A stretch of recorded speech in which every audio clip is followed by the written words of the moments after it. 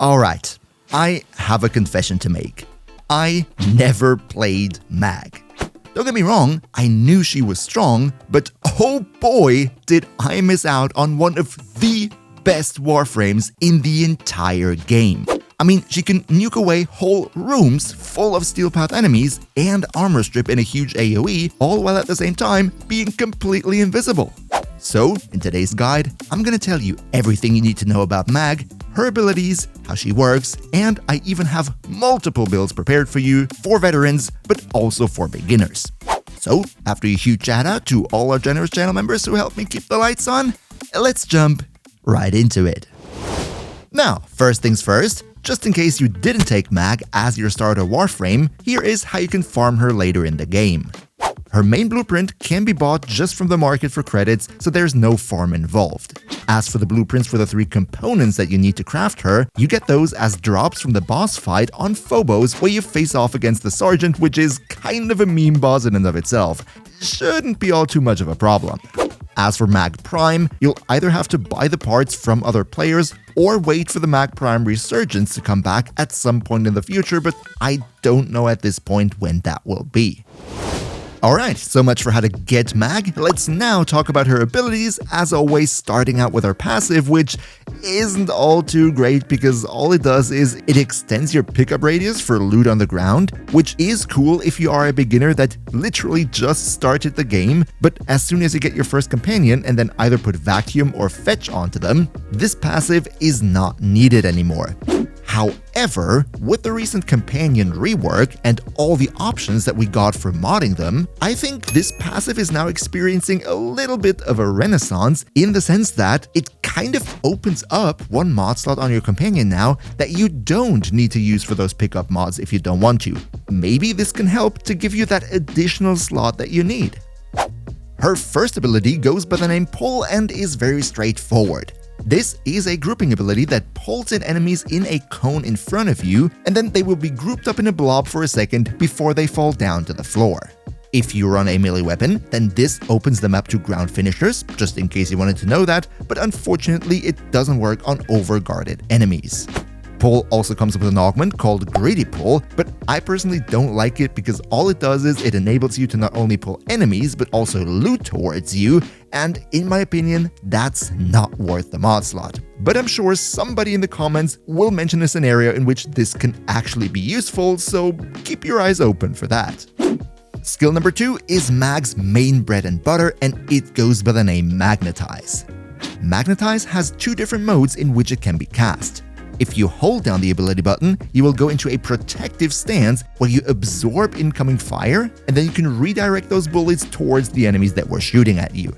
Looks really cool, but I personally think this is more of a niche application.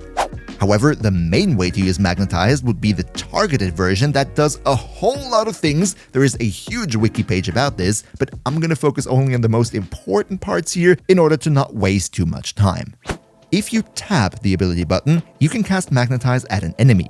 This will then create a magnetized bubble around that enemy, of which you can have 3 simultaneously on the field at any given time, and those bubbles then fix the enemy in place and pull in nearby enemies into that bubble, with the cool thing being that every projectile that is fired at the bubble from the outside, or every projectile that is fired inside of the bubble, is gonna get trapped in the bubble and pulled towards the center, just like all the enemies.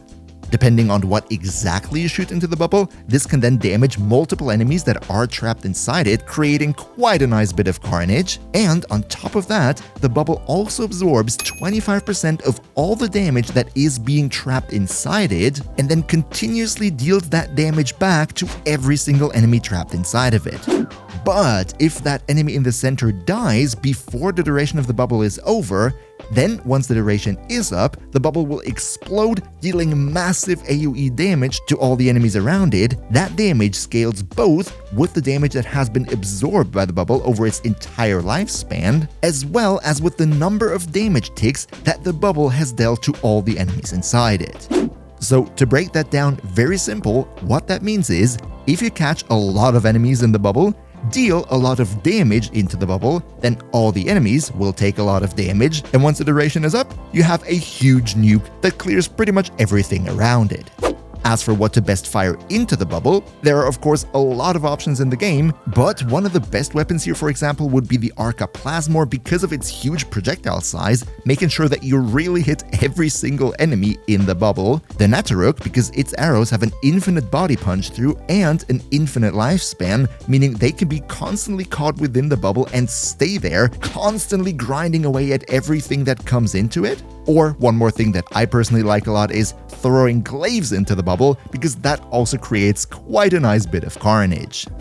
Now, Magnetize also has an augment called Magnetize Discharge, which is quite nice in certain situations.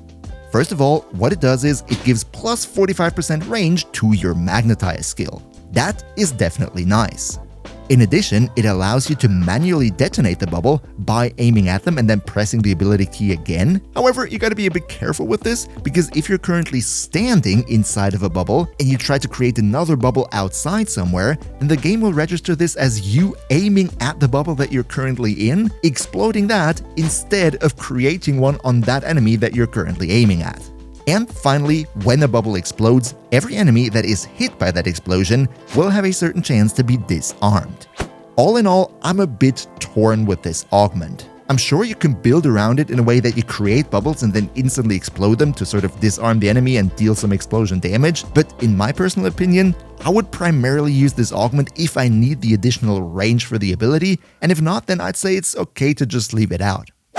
Skill number 3, Polarize. This one is pretty cool and also does a lot of things. Once you cast it, it creates a pulse that expands outwards over a couple of seconds.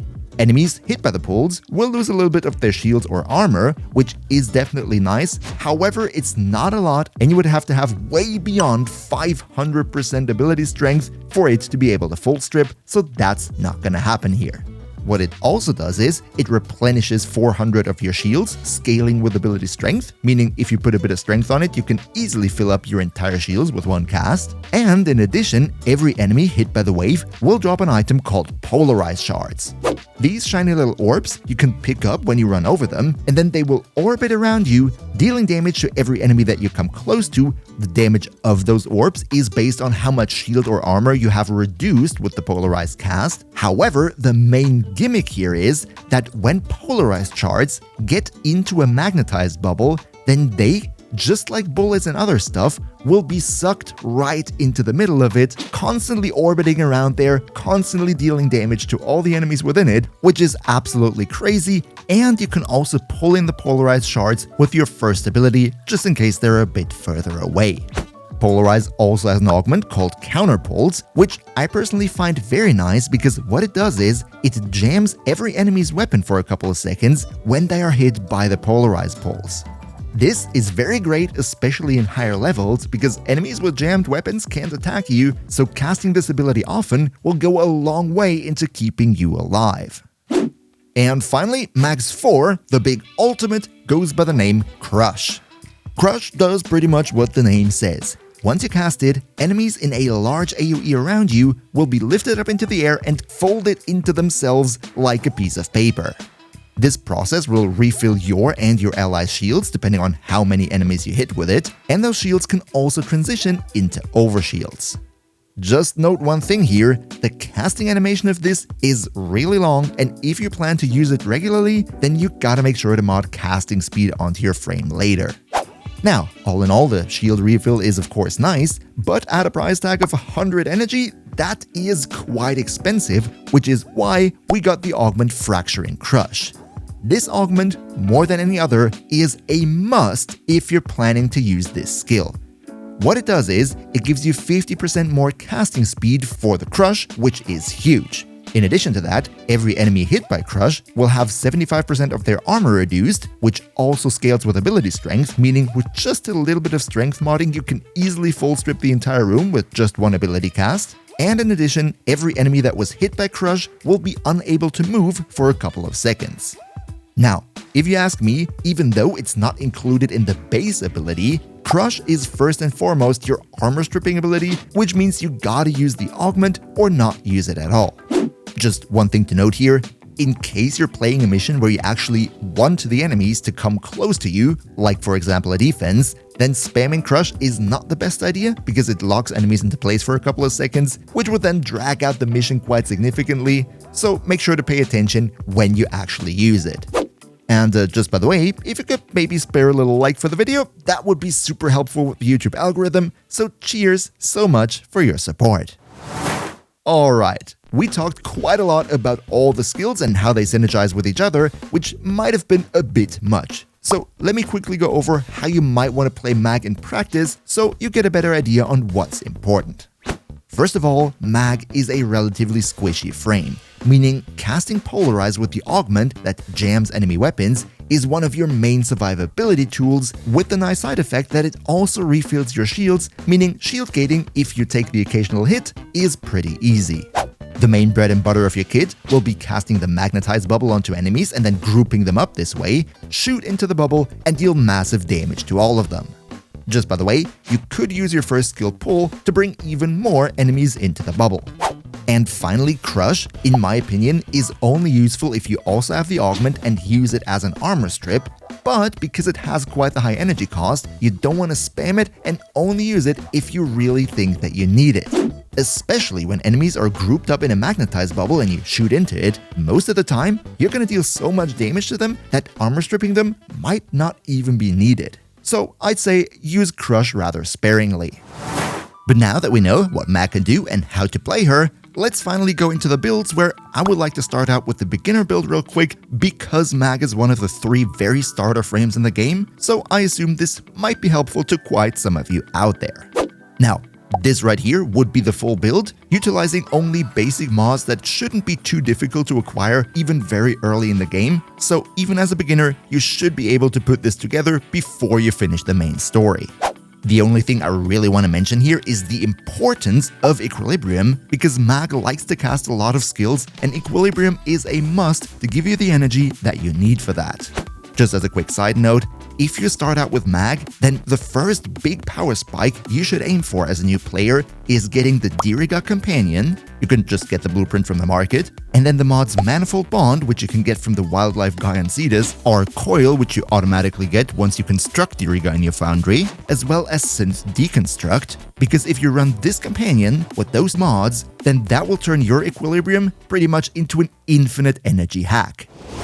So much for the beginner build. Let's now go into the invisible nuke build that I teased in the intro, where first and foremost, I want to explain what exactly this build is meant to do. In this build, we are going to use a companion to keep us constantly invisible, which will be the main source of our survivability, all while at the same time, our damage output is going to come solely from our abilities and we're not going to use any weapons at all. So, how exactly do we do that? Now, first of all, I want to talk about the Helminth ability that we used here, which would be Breach Surge from Wisp. In this case right here, I used it instead of her 4th ability because the damage output is so high that we don't really need armor stripping here. However, if you wanted to take this into level cap or long endurance runs, then you might also consider putting it in her 3rd instead of her 4th slot. Now, the reason why we use Breach Surge here is because in combination with our Magnetize bubble, it creates absolutely insane amounts of damage, even into the hundreds of millions. Here's what I mean. Breach Surge, by default, blinds enemies, and then whenever they take damage, they have a chance, and when they die, they are guaranteed to spawn a thing called Surge Spark. This is a little projectile that seeks out nearby enemies and deals damage to them based on how much damage you have dealt to the enemy that created the Surge Spark. Now, the thing is, if you put enemies into a Magnetize bubble and then you use Breach Surge on them, then the Surge Sparks are going to be trapped in the bubble, meaning they go back to the enemies that they came from, dealing their damage to them, creating new Surge Sparks out of this that will deal even more damage because there's a damage multiplier involved. So as you also see here in the background, with every damage ticks, the Surge Sparks reinforce themselves until we have so much damage in the bubble that it just blows up everything completely. And what's even cooler here is that because the Magnetize bubble soaks up the damage that has been dealt inside of it, that means even after every enemy in it has died, you can just pull in more enemies and they will instantly die the moment they touch the bubble, simply because of all the damage that the bubble deals by default at this point. You can also see it in this little gameplay clip here in the background. Once the bubble has been quote-unquote charged with one Breach Surge, you can just stand inside of it, pull in more enemies and they will get absolutely shredded. It's crazy. So much for the Helminth skill. Let's now talk about the companion that's going to keep us invisible. And here we have two options. Either we go for the Shade Sentinel or the Hura Screwbro, because both of them have a skill that makes their owner invisible as long as you are within a certain range of enemies and you don't use weapons.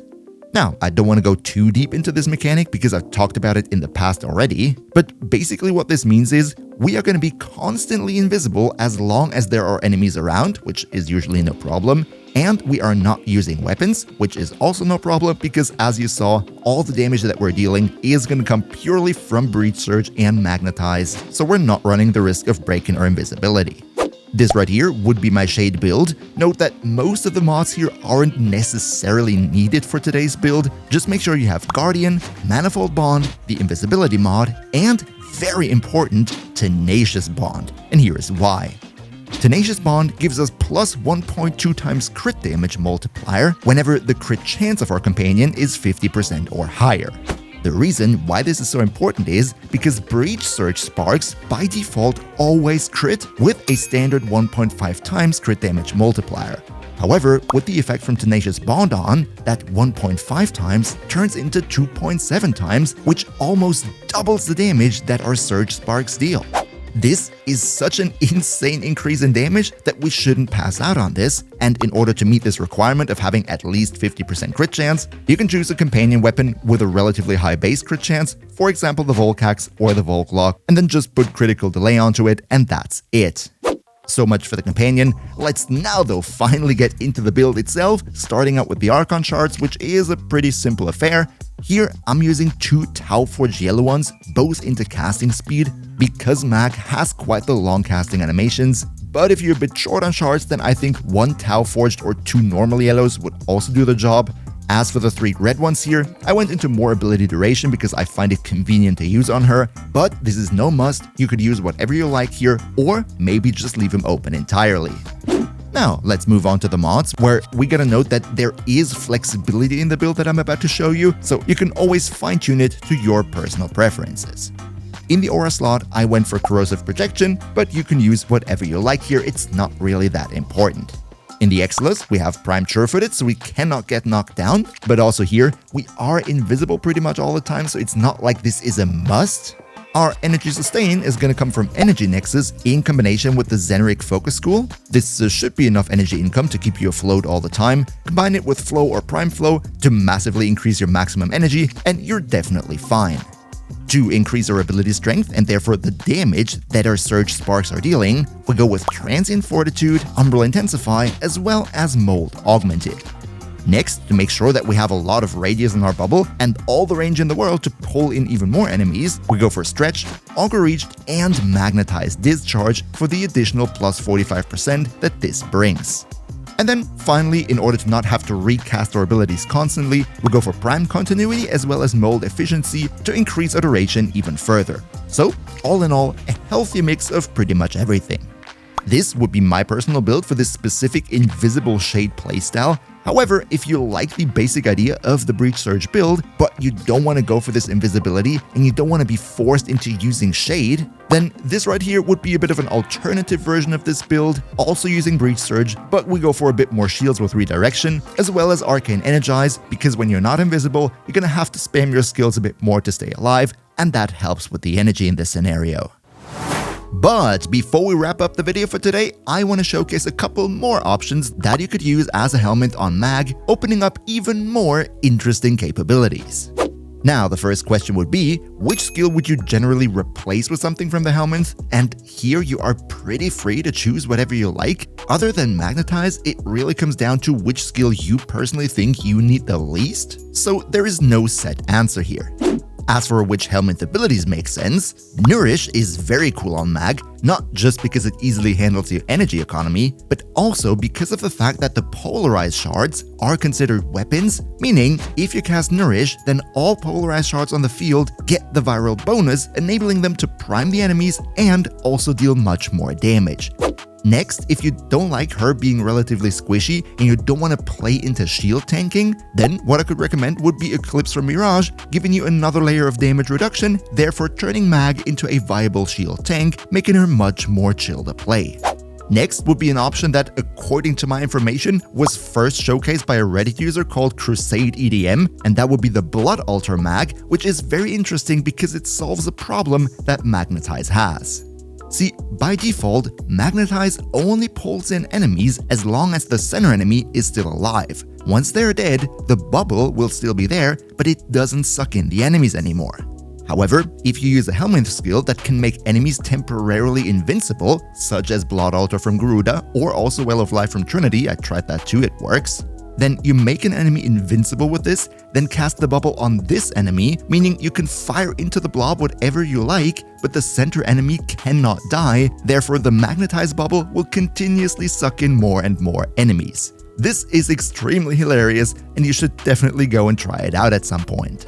And finally, but this is still more a theory by now, would be Side09's Helminth ability, which they already confirmed would be his invisibility skill.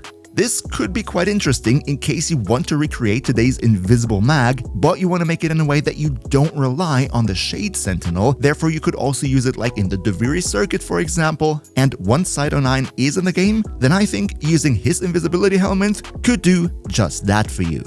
But which Helminth abilities do you prefer on your mag? Let me know in the comments down below. If you like the invisible mag approach that I showcased today, then make sure to also check out my invisible Zaku build right here, extremely strong, using the same mechanics. Another massive shout out to Niels V, Demon Lord Zell, Demon Emperor, Emperor Prime, Nostlinix Gaming, Turtlepeer, Lycon Shepherd, Ondakanio2, Pepperwolf, StreamJudge21, Steinapking 5000, Mihawk HE, Yagis, Hoke Hunter, and all other generous channel members for your continuous support. We see each other, hopefully in the next one, and until then, as always, good loot.